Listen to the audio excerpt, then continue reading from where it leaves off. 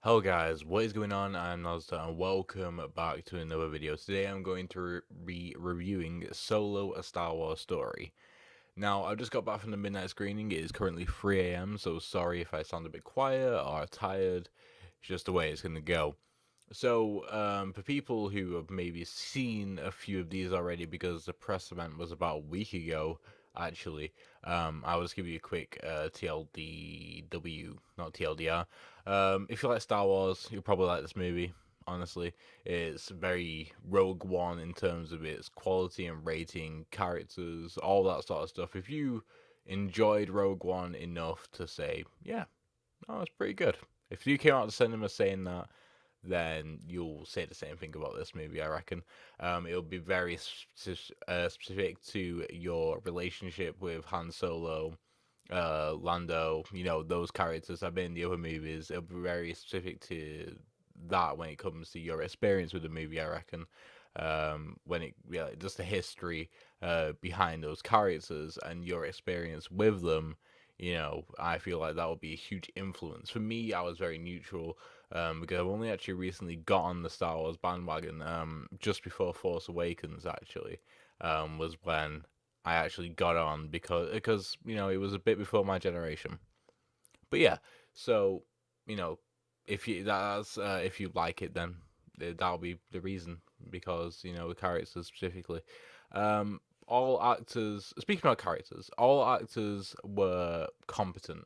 There wasn't any standout performances. I reckon Donald Glover will get a lot of praise. He was fine. He did a good Lando. That's all. That's pretty much it. Honestly, people get a lot. He'll get a lot of praise because he is Donald Glover. Don't go in there expecting like an amazing performance that you're gonna remember for the rest of your lives. You'll probably forget about it the next day. Honestly, it served the job. He went to his job and he did what he was told to do, and that was fine. There was nothing special about it. Same with all the other characters; they were all fine. Um, the villain specifically was a bit lackluster, but when Paul Bettany was on screen as the villain, it was a very weird movie in terms of that sort of structure. Whenever he was on screen, I enjoyed him. I thought he did it really really well, and his performance it made him feel dangerous. And it made him it made me worry for the characters, even characters that I knew would survive. It made me worry about them.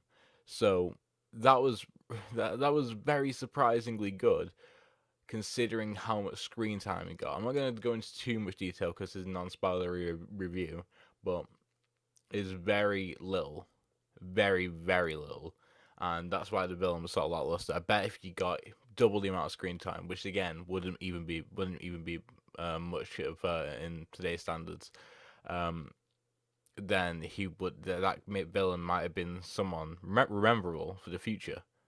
That would have been great, but sadly we didn't. That's sort of like the curse with these prequels, sort of in between movies, where you can't really take the spotlight away from other people, especially when there's no trace of them in the future movies. You can't really go, well, I miss that character. How come he wasn't in other movies? I think that's like sort of the trap that these movies try and avoid.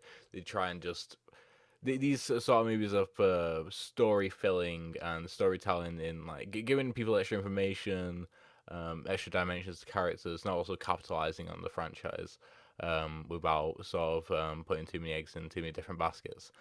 Just know it, just doing what you know, pretty much, and I think that's what this kind of movie is. This movie is about. The final act was great. The final act was amazing. It was top quality Star Wars. It was what I expected from a solo movie. From Han Solo, it's like if Han Solo wrote a script, that's the final act would be what the entire movie is about. And I think that would have been better. Honestly, it was thrilling. The pacing sped up rapidly, and it was thoroughly entertaining. There were many times during the movie, especially in the first and second act, where I was taken out of it, not by something being like an effect being distracting or anything like that. It was literally just out of not really anything happening, or stuff happening that doesn't really matter. Like, there's been people on the internet talking about like chase scenes and stuff like that where have just come out of nowhere because either they undermine slash don't respect the viewer, or they don't really know what they're doing, or they're insecure, don't know what for. I'm not gonna do that. Yeah, it could be something to do with the weird production, like sort of like stuff, the conflicts that was going on with this entire movie.